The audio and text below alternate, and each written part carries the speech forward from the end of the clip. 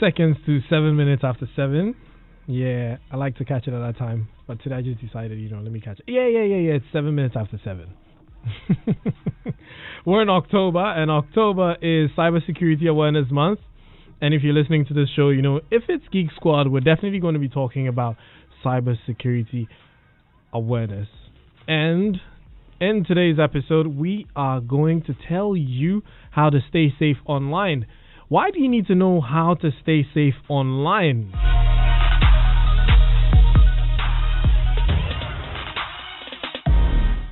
I just got a message from a friend of mine in Shiraba. He says all his files have been encrypted by ransomware, and he's wondering how he can get it back. Now, that is what you could encounter if you don't stay safe online. A lot of people have been affected by malware, by ransomware, by Trojan. Give me some. Michael, Winston, welcome to the studio, guys. Hello, ladies and gentlemen. Good evening, ladies and gentlemen. Yeah, so we're talking about staying safe online. People are being, people are complacent.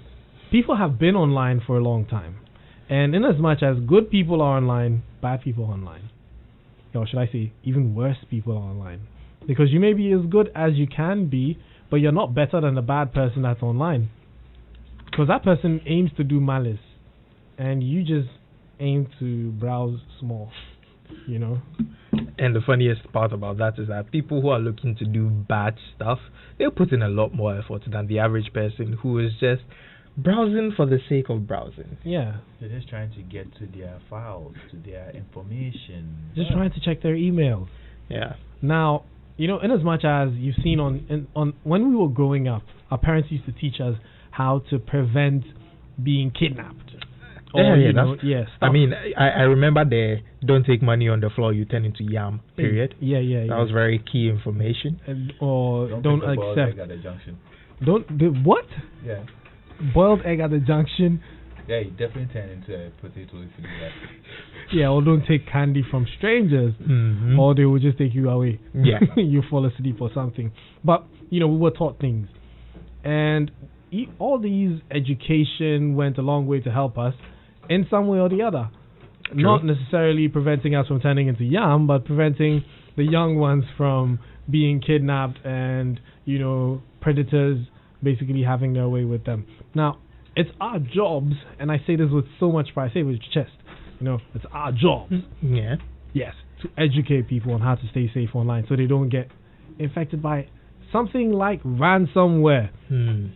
I mean, it's very prevalent. It's amazing that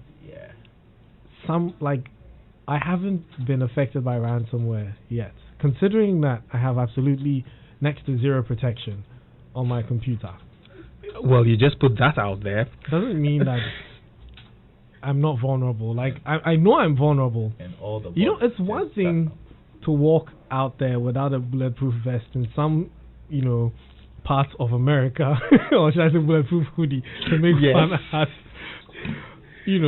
but not get shot because you're aware that you're in a very, very risky area. True. Or you just wouldn't go there. Yeah. I don't have the bulletproof, so I'm not going to go there anyway. So the thing about that is, even with what you started with about us being taught as kids, was that we were taught not to be complacent. We were taught to ensure that we always kept on our toes, that these things actually happen. And to a large extent, we kind of saw these things happening. So there was this reality attached to this advice that our parents were giving us. And that on the internet, sometimes it just becomes hearsay for the average person.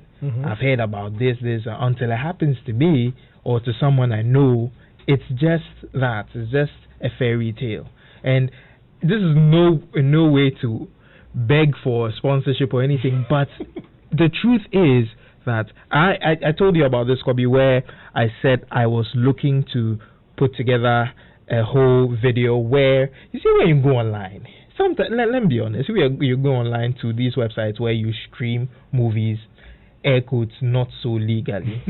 There's a bunch of things that come around on the pop-ups and stuff.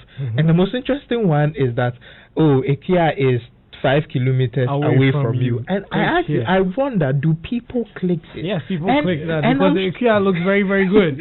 And that rabbit hole is something we as tech people should go down, show you what happens when you go down that rabbit hole, and then people can see that, oh, this is real. Yeah. So then due diligence becomes their responsibility. But for the most part, people just hear of this. They don't really see it. So enter your phone number and you could get WhatsApp Gold or WhatsApp Black. All those things we should do it, but it's going to be quite expensive to run through a number of laptop and a phone to do. You need a number of devices to go through all these things to show people that this is real. This is what's going to happen to you if you click on a queer who is allegedly 5 kilometers away from you. Well, we have Ash on the line, and Ash, I'm sure, has probably gone down some of these rabbit holes. Hi, Ash. Hey, how's it going? I'm very good. How are you doing? Very well, thank you. Yes, so we've been talking about the rabbit holes on the internet that people have been falling into. Now, what are some of the common types of cyber attacks, and how can we detect them and respond to them? Sure, so like you mentioned earlier on, websites with dodgy links, there's usual pop-ups that we get. They try to trick the users to click on a sort of a free giveaway, especially they target people. Let's say now the new iPhone came out, so say, oh, click here for a new iPhone 12, fill a survey and all that kind of stuff.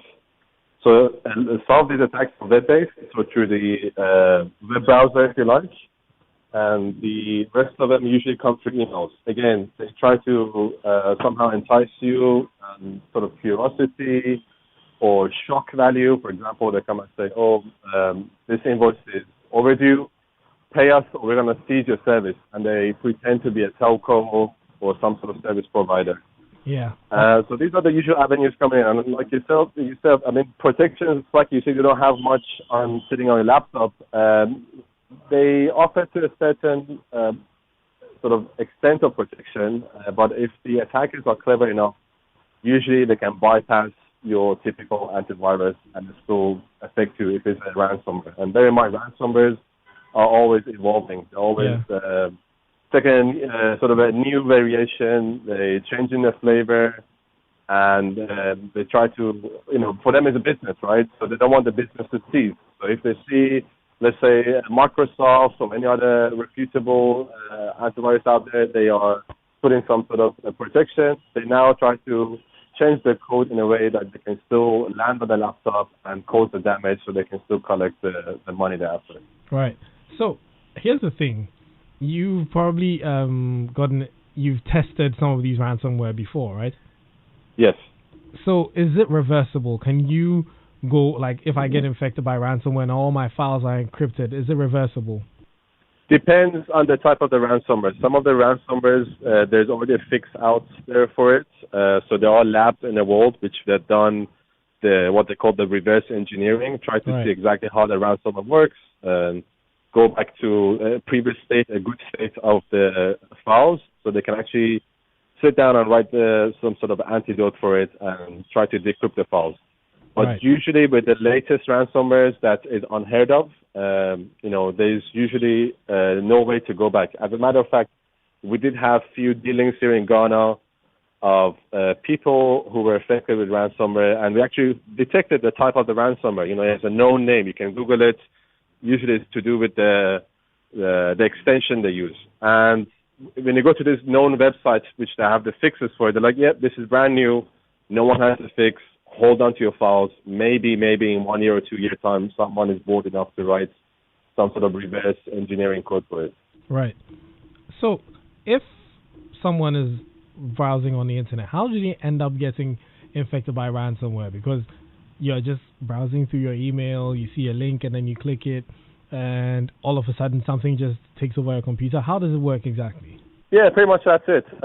So you browse on the internet. Let's say you go to a brand new website that someone shared on the social media or a site you never visited before, or some streaming site that you just stumbled upon.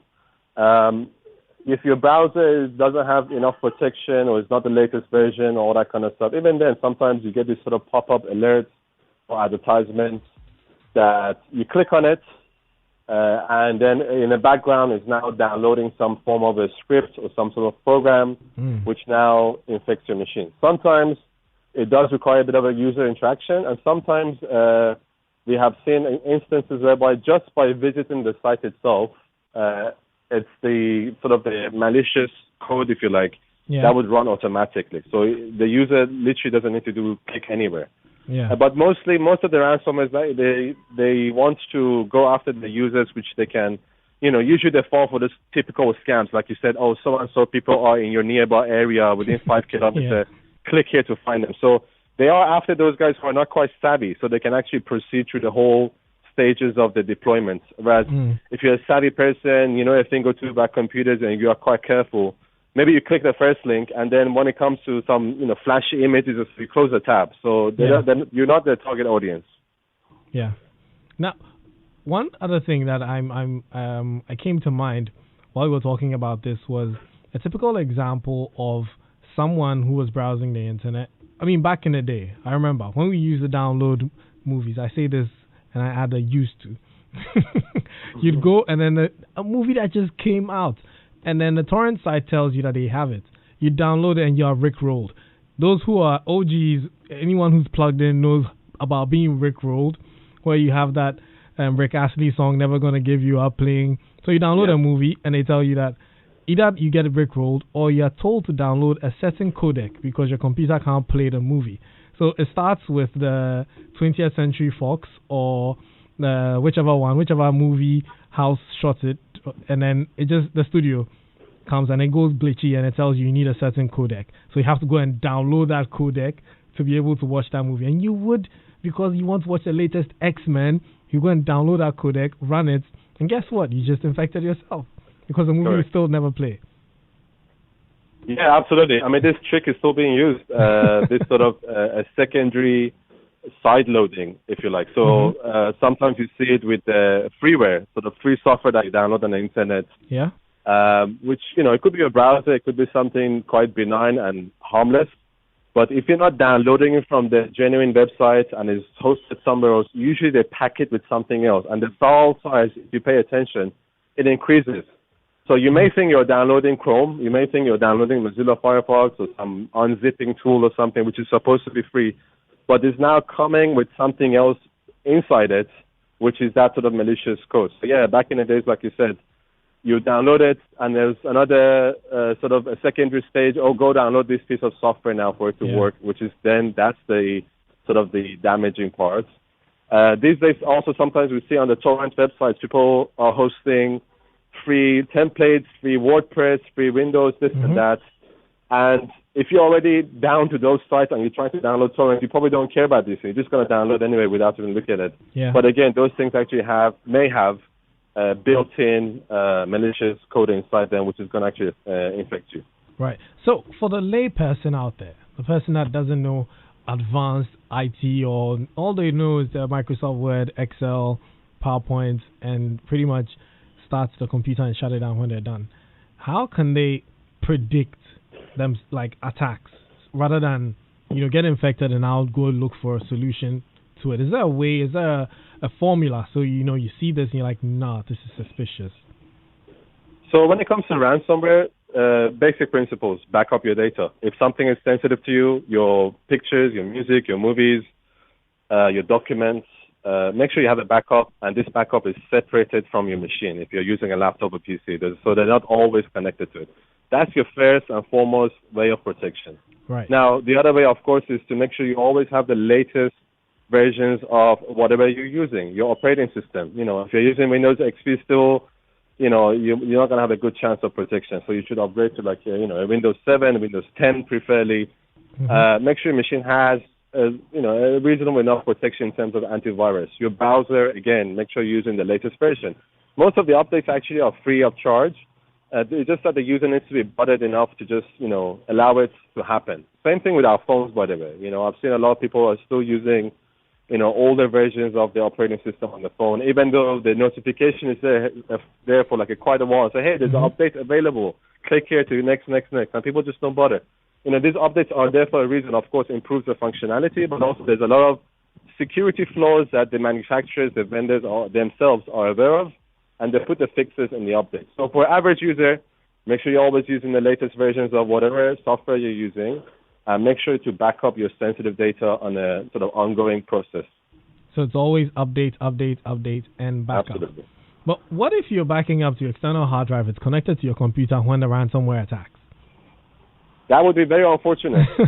If that does happen, then actually those data which you're trying to back up as well, they also get encrypted too. So then they come and say, have a secondary backup. Usually the companies, they have this sort of, grandfather, father, son kind of backup series whereby, one of them is done every 3 months, the other one is done every month, the other one is on a weekly basis. And all of them are on different sort of hard drives, different mediums. They're not connected to each other. So in case one gets affected, the other one doesn't get affected. So that's why it's important to, if you can afford it, have it on 2 separate hard drives. And if it's that sort of backup device is purely being used for backup, disconnect it. Once you've done your backup, disconnect it. Another option, of course, as well, we've seen a lot of people are backing up to cloud. Mm-hmm. So whether you're using your Google Drive, your Dropbox, your Microsoft platforms, there's actually a lot of sort of free cloud storages that you can actually back up your stuff to. Again, when it comes to sensitive stuff, make sure you have a copy also on the cloud as well. If you are not too concerned about, privacy and all that kind of stuff, although most of these companies have their own sort of protections. So cloud is also another option as well you can back up to. Great. So I'm going to open not the phone lines, the text lines, WhatsApp lines for people to send messages about their experiences. And if you want to ask any questions regarding cybersecurity and staying safe online, the WhatsApp line is 055 1111 997 055 quadruple 1 997 or 055 1111 997. Send us a WhatsApp.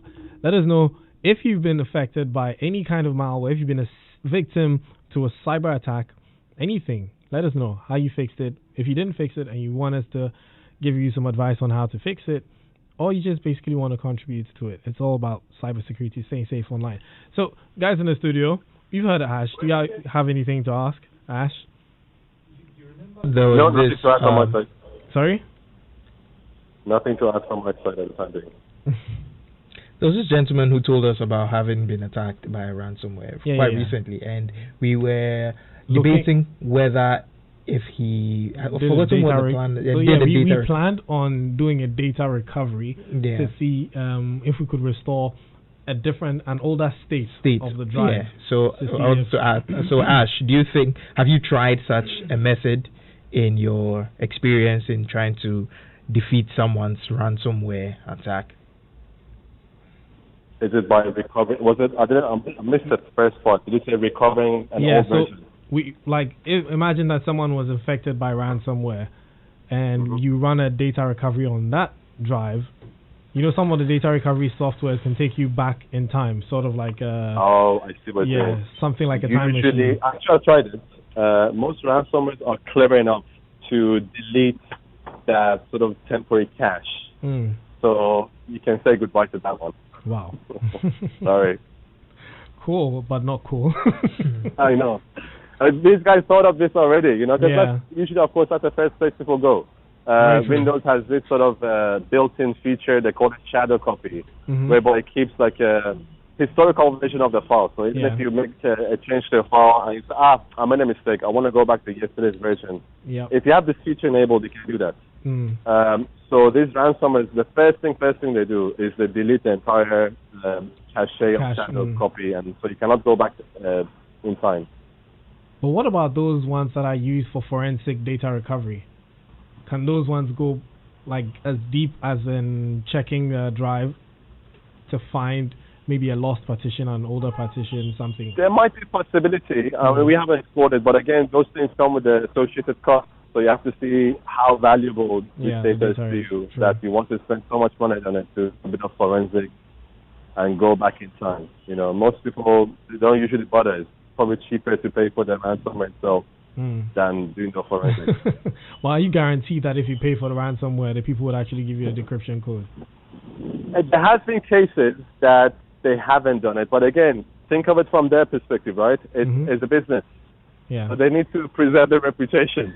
True. And they even gone as far as in saying, okay, let us just do a sample 100 files just to see for you to see that we are genuine. Yeah. And if you're happy with that, we go further. And also there's been some funny cases in the past that there were hospitals or schools or someone who just didn't have money. And the person emailed these hackers and pleaded with them, said, look, I literally have no money. Can you make a discount? And the guy was like, you know what, we do it for free. And they got the files back. Cool. So that could also work. So if you've been infected and you have the email, play the victim, the poor victim card, and maybe you could Sometimes get it. It works. Sometimes it might work. That was great. So, Ash, considering that a lot of business could be at the risk of cyber attacks, what advice would you give to business leaders and internet users out there?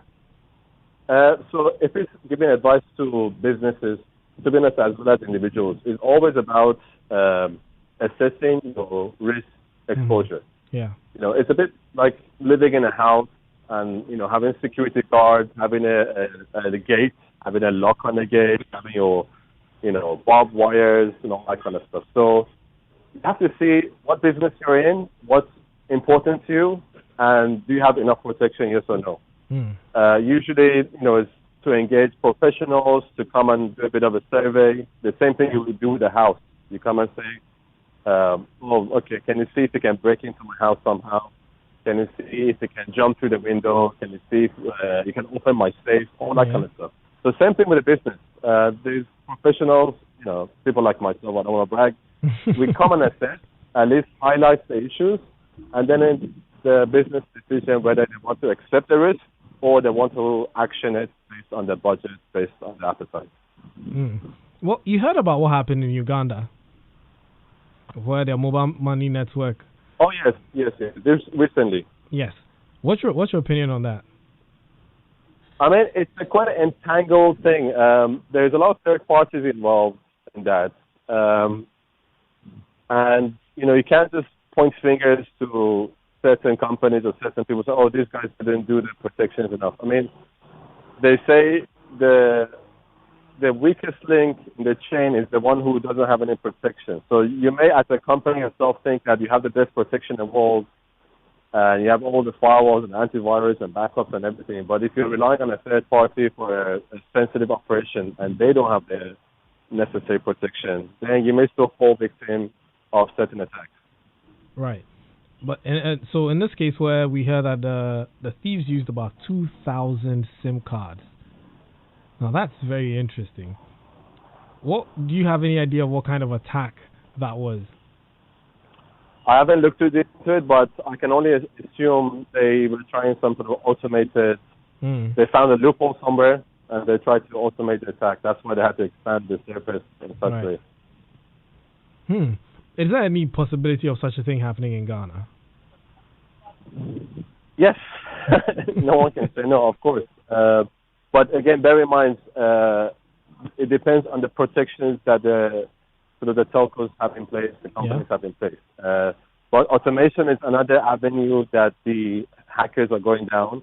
And they're being quite smart. They're using artificial intelligence, machine learning, to actually find a way around protections as well. So an example, this whole DDoS attacks that they talk about, the distributed denial of service attack, which basically takes the website down. Now, there are solutions around it. You can use a solution which would replicate your website across multiple different servers, and it would give you protection.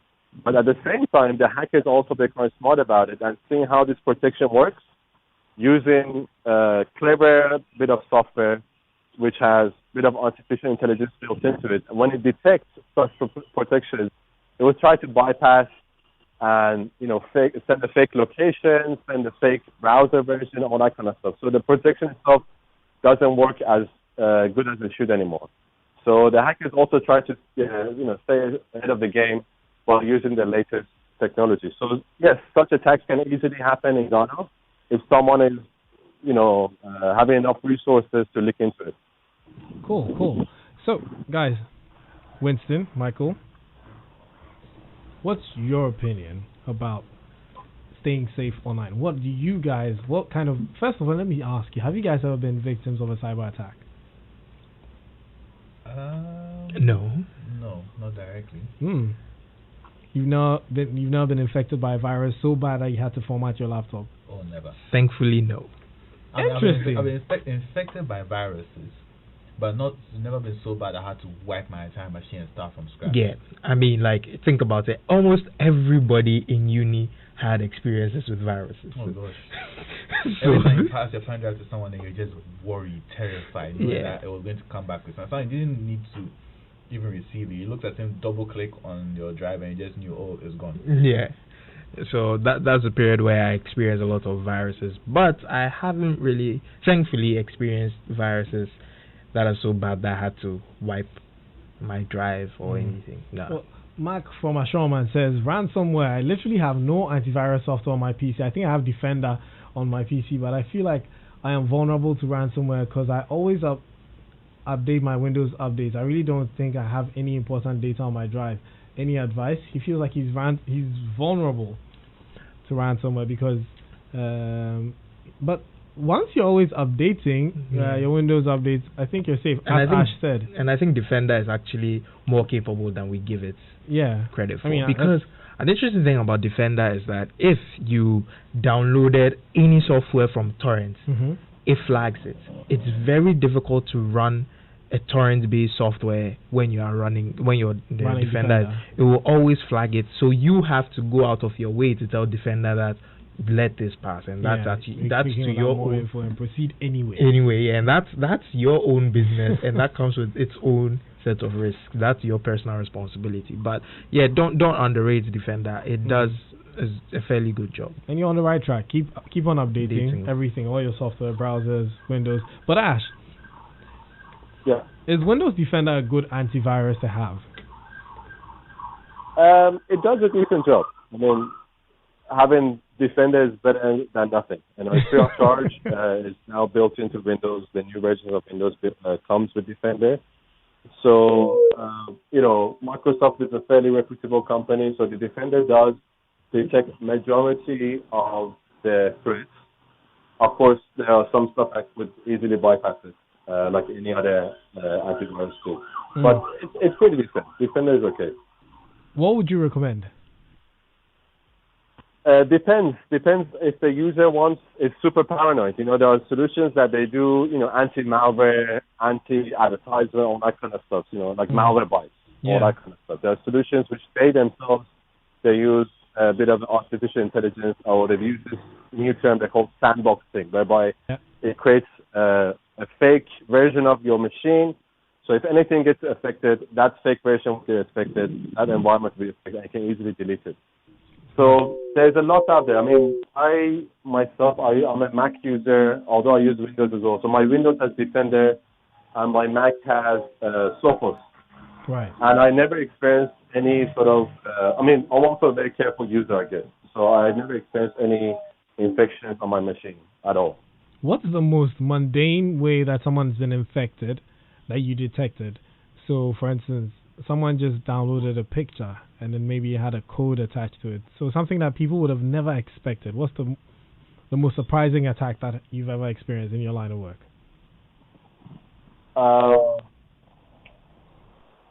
I would say a supposedly free WordPress template, which was used for a major company. And the web admin didn't want to pay the $50, $60 to buy it, or they didn't have a means to do it. And then they downloaded this sort of fancy-looking website template, which sits on WordPress, which is a framework for websites. And it had a built-in sort of malicious code, which, of course, they didn't realize it at the time. But as the site went up and they carried on doing stuff on the site, it started affecting the visitors and the users, all that kind of stuff. So basically, don't download hack templates. Yeah, that's a good advice to give. Yes, definitely. Cool. Guys. Software. I use it. Good. Ideally. I'm glad you added ideally, because we're in Ghana. Not a lot of people buy software, but we're encouraging people to buy software. It just recently, someone posted about Adobe. Right. Because they went to his school. This was on Reddit. They went to his school to do a presentation, and someone else asked that, look, what is their take on their software being so pirated? And Adobe's official stance, which was surprising to hear, was that they don't care.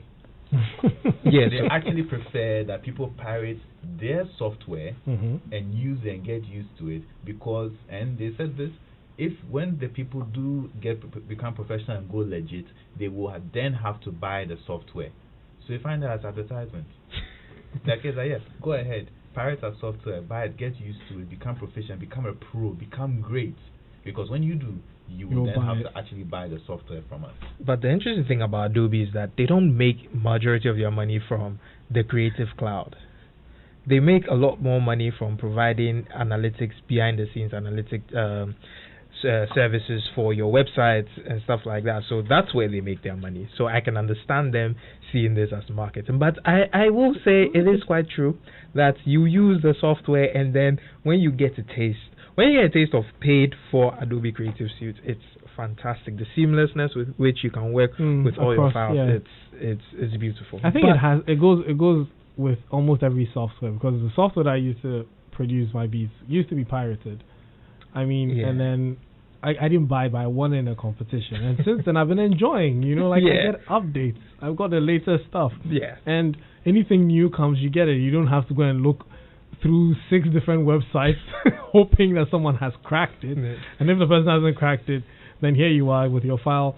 Someone brings to you, and your version is too old to open. Update comes, you say, no, don't you don't you dare. See, the interesting thing is that, like Michael said, ideally, we should pay for all our software, because once you pay for it, if there's any problem, it's the company's responsibility. You can go to the support. You can go to forum, support and they'll deal with it for you. That's you paid. Yeah. But like you also said, we are in Ghana, and this is the interesting thing. There was a period where we paid for Adobe. It was not easy.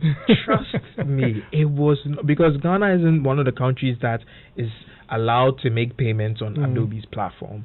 So it became a whole runabout process where there was times where we ended up being on the phone with Adobe for over an hour just to make payments. So that inconvenience. So it's not a fault. It really isn't. It isn't. I think now it's better. I think now it's better. You can make those payments now. But back like 2 years ago, it was hell. And that's why we stopped paying for Adobe. And then we paid again. It's an interesting story. When you weren't paying, what were you using? When we weren't paying, so normally they give you... Adobe has this very interesting structure where for about 2 months, they just turn a blind eye to you. Keep using it. Then they just slap you with you can't use this. You have exporting something important. Yeah. But we've all used... I have personally used cracked software. And from Windows. For I mean, we've cracked everything from Microsoft Word to video games, and Microsoft Word is expensive. It is. It's not cheap. It's not. Oh man. But there are free alternatives for people that can't buy, so you don't risk going to download Windows and then you have to go and find a key KMS activator, which is most likely a virus, and then you run it, and next thing you know, you start your Windows, and then the worst part of those key activators is the music they play whilst it's doing. It's a jam, bro. One day we'll start Geek Squad with a bit tune. Man. It's a jam. Yeah, not all the time, especially not when you're about to make a presentation to your boss. And you have a... Okay, so we've got some messages. If you want to send any WhatsApp messages, 055 11 11 997. 055 11 11 997. You can also call us on 0302 216 541. We're talking about staying safe online. And yeah, I mean, a cybersecurity awareness month. So we might as well keep doing this. Hello, team. Thanks for such an insightful and educative show. Please, where can we get all previous show podcasts / videos? That's from Melody from Outdoor. Melody, it's on YouTube, Joy997, or Facebook, or you can go to my Joy Online and you go to the podcast section, find Geek Squad. All our previous episodes are there. Or you can go on iTunes or Google Podcasts We got a message from Kenneth. Hi, Kenneth. Kenneth says, I'm a fan of movies, so I do a lot of downloads. Most often, I see these pop-up links on my screen when downloading. Last time you recall, I was almost disgraced by these links when I was projecting during a church service. And these links opened up a porn site with a pornographic image to the second screen I was using in the auditorium project. But lucky enough, I was fast to disconnect the HDMI cable from my laptop. Wow, Kenneth. Now, I'm just imagining the speed with which you remove the HDMI cable. My question is, how can I prevent these links from having access to the second screen I'm using? Oh, you're just concerned about the second screen, not even the primary screen. Wow, Kenneth. Wow. Let me just touch base. You know, an interesting thing is that when we watch anime, some of us here watch a lot of anime, and you open an anime site and there are quite very close to pornographic things surrounding the whole web page. Close enough that it doesn't matter. Before you start even clicking. And the truth of the matter is that these websites make their money from these pop-up links and these ads. I mean, nothing, we've already established that nothing in this world is free. Mm-hmm. So if you go to a website that has stockpiled all the movies that you could get access to, and they're asking for something small, which is a pop-up of something quite shady, and there's not much you can do about it, to be honest. You may either have to, I don't know, are there any websites that don't have those pop-ups? All free websites, you mean? Yeah. All the sites that do have those pop-ups. Reason okay, 95%. The 5% that don't are curated by, let me say, the fans and uploaders, the primary people that put those things online. For example, I tend to download my stuff more than actually streaming it. Okay. Right? Most download sites, if you go for the most popular ones, they have ads all over them a lot of the time. But then there are some sites, when you find them, you find out that they don't have any ads. They're completely run by donations from the members. Yeah. And someone that really goes, you don't even need to donate. The only donation you need to do is to just share to a free host and share the links, and that's it. Some people decide that, okay, while I'm sharing the links, you just pass through this quick ad face site that'll put some small coins in my account, and then you get access to the link. And some are more malicious or troublesome than others, and those are the ones that you have to watch out for, where you see a huge green download button says download, but that's not the actual download button you want. Why do they do that?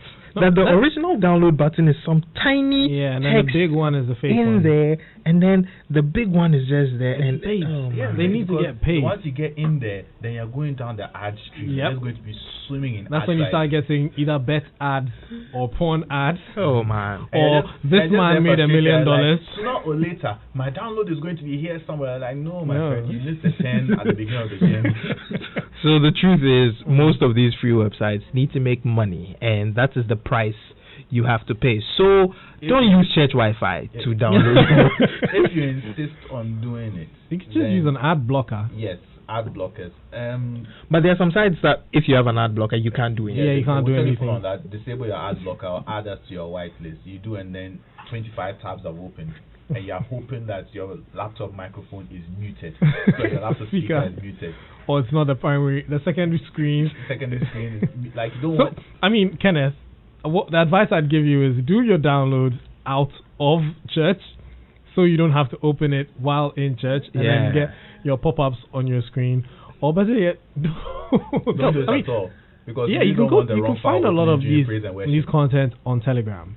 And I know which is actually true. Which is actually true. You just need to find the right Telegram. The right channel. It's similar to those sites. Like, once you get access to the right group, boom, you're in. And even then, sometimes you still have to be careful, because someone can drop something. What someone is.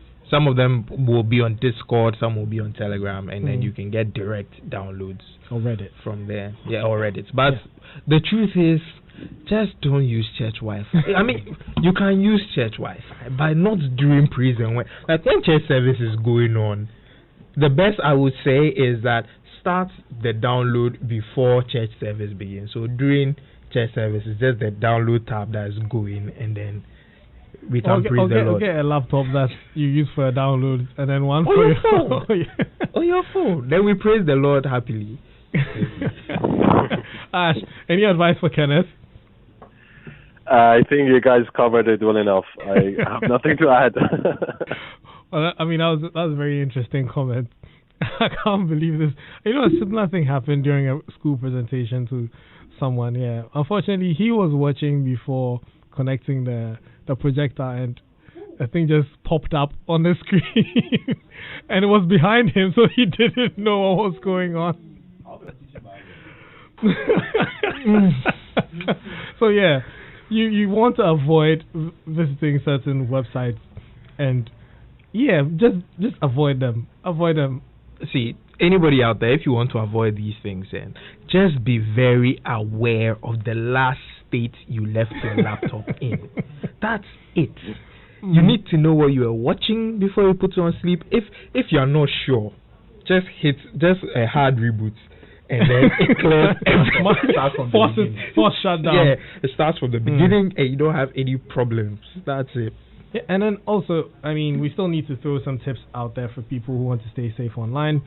One thing I've noticed, which is going around a lot, is how you can get emails. For those who use work emails, you can get an email that's telling you. So one of my clients got an email that was saying that you have 5 undelivered emails. Click on this link. Like, it's supposedly coming from support@yourhosting.com, but it's really not it. And then they send you an email telling you have some email that is pending, and you need to go click on a certain link to clarify some things before the email will drop. Now, most people would fall for this easily because of the email address. Now, Ash, I'm sure you probably know this attack. Yes, and I know even a worse version of this is what they call sextortion. Yes. They know what your email address already is, so they look up online for any leaked password database. Yeah. They probably find the old password of yours, which you may still use somewhere else, and they say, "Hey, Spiky, this is your password, and guess what? Your webcam was on, so we caught you having an intimate moment with so-and-so, and you have to pay this much money, or we're going to leak this online." Yeah. And because some of those things match, so you say, okay, they got my name, they got my password correct, so probably they're telling the truth. So you panic, you know. So yeah, again, it's trying to catch you on the curiosity and sort of the shock value. And when we are emotional in these sort of stages, psychologically, we don't make the sanest decisions. Yeah. And some people actually fall victim, end up paying, end up clicking, and, you know, causing further damage. I know someone who actually paid about $1,000. I hope he's listening right now, not to make that mistake anymore. It was rather unfortunate because after paying, they asked for more, and that's when he had to seek professional help. But which time that $1,000 was already gone. Yeah. Yeah. So when you get an email saying that, oh, your webcam was on while you were browsing, you know, pornographic website, and we recorded you, and this is your username and your password. Half the time it's not true. So don't just send money to people. They're lying. So talking of cracked templates, that's from Ken. It reminds me of the Consult Press Joomla template currently being used by a certain website that's a government. Is it government? Yep. Yeah. Do a page source view and you'd see the pirate source. Oh wow. Most of these state bodies are using pirated templates. Someone pocketed approved tender cash and took a shortcut. Recently that happened to one of the state's websites, no? I mean, this has happened over the years. Yeah, I was literally, there was one incident where I was actually in the state office's website, and I was attending to some business there, and a friend of mine was in the lobby, saw their website, and decided to open it on their iPad. Then she calls me and I should come look at this, and then the mobile version of the site was full porn. Yeah. I mean, you open a desktop version, it's fine, but once you open a mobile version, iPad's going on down, then it's a full-on porn Russian site. Wow. My experience was I went to a certain government website and I unwittingly found a very open back door into their systems, and Yeah, that was a fun time. Thankfully, they patched it in like about 2 days. It was patched quite quickly. But, like we said, we need funding to be able to identify these things. Yeah. So we can spend a lot of our time, because it's in our own interest for our government websites to be secure. Yeah. So, yeah, this is something we'll look into. So, Mark from Asherman is also asking, how about incognito mode? Is that safe? Incognito mode it's just safe for your searches. Yeah. In the sense that it doesn't save anything. Yeah, it doesn't save anything you've searched. That's pretty much it. And it's really safe for your YouTube recommendations as well. Yeah, that's all you use it for. But is it safe? Does it protect you from malware or anything? No. So, yeah, it doesn't. But it does prevent you from seeing ads that's, based on your previous search, because, cookies follow you everywhere. Yeah. Now, if you're in incognito mode and you go to a certain website and you don't want to be getting recommended ads that are similar to that previous search, you might want to use incognito mode so you're not shown something that you don't want to see. So there's a question here about how do you prevent pop-up windows or those model windows for both phones and laptops. That's Douglas from DC. Pop-ups can be very annoying. Very, very, very, very. But an ad blocker can help you. And most of the latest browsers have pop-up blockers. Yeah, blockers, yes. Well, on my smartphone, it's really great. The pop-up blocking is A grade. But the truth of the matter is that sometimes if you really need what it is that page I was just has, about to say, you have to allow that pop-up. The key thing about pop-ups is don't give it time. Yeah. Once you click and it opens, just go and close it. Don't give it time to fester. What is it going to be? Especially when they ask you, are you sure you want to leave? You should know that definitely you want. Anytime you see that question, are you sure you want to leave this page? Or you haven't finished what you're doing on this page, just say leave. That's a dead giveaway. Yeah. And when in doubt, if your mouse symbol changes from an arrow to a hand, do not click. Yeah. Because they love doing that trick where it looks like it's the Windows program. They're like, oh, you have a virus. Yeah. And what happens on the phones too? Yeah. And your iPhone's been infected. Your battery's at and then you look at your battery and it's not. And they sometimes tell you have some software installed on your phone that's a virus. So install their antivirus to remove your virus. Very, very interesting. So basically anything you see on the internet, especially when you go off the beaten path, treat it with great suspicion. Yeah. Don't just take it at face value. Actually, which stands for lots of things on the internet. Do not take them at face value, because you are more than likely setting yourself up for a big fall. Whether installing a virus or some form of malware, being infected by ransomware, making your life infinitely worse. Look, the internet is a hotbed for great information and also great lies. So exercise doubt constantly, and that should take you through most issues first. That brings me to about 3 attacks that people have unknowingly subjected themselves to. One is that Facebook, very interesting story or with a very nice thumbnail, most of the time it's something pornographic, and people go to click to watch. The video never plays, you never see what's happened, but you have given it access to post on your behalf. Next thing you know, you're posting porn on your page without your permission. Like, they're doing that for you. So sometimes you see something, it looks like a thumbnail with a play button, but really is not. And then you click it to watch, boom. It's that same thing where, because most of the time you think, it's a play button, that's normal. But even online, when it comes, regular play buttons do not change your arrow from a arrow to a hand. Once it becomes a hand, that is a website link you are clicking. And you don't know what is going to be there, especially when you were not expecting to see one there. So, exercise restraint, exercise doubt. Just don't believe them. They're lying to you, especially when you are browsing the sites that have these things floating all over there. Another one is the one where they tell you you've won a prize. Yeah. That iPhone 12 though. Yo. Which one? Yo. That's serious stuff. A lot of people are going to be falling for some of these things. Oh yeah. In these next few weeks, they're going to be trying to get free iPhone 12s because some supposed websites will be asking you for your phone number to do a giveaway, and you might win an iPhone 12. No, don't believe it. Good evening. I mostly use VidMate to download on my phone. Is it safe or virus free? Does cleaning your browser history, offline site, etc. make you safe?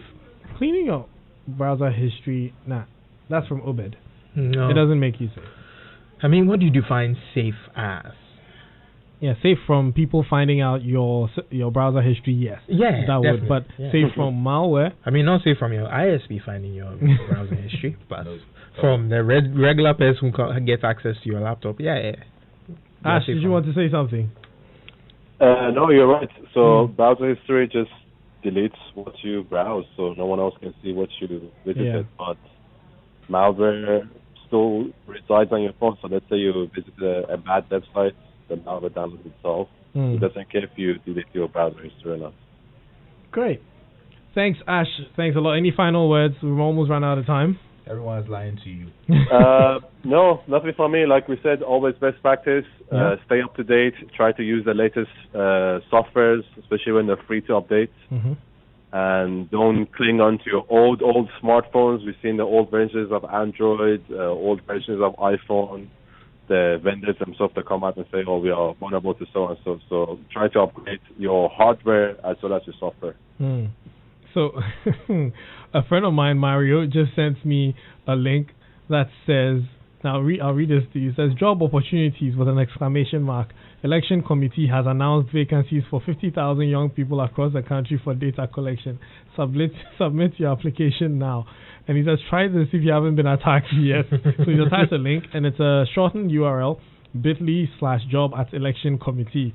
Now, when I clicked it, it brought me to an election. So, yeah, you can see votes, jobs at election committee. Election committee, help us make the election fair and square.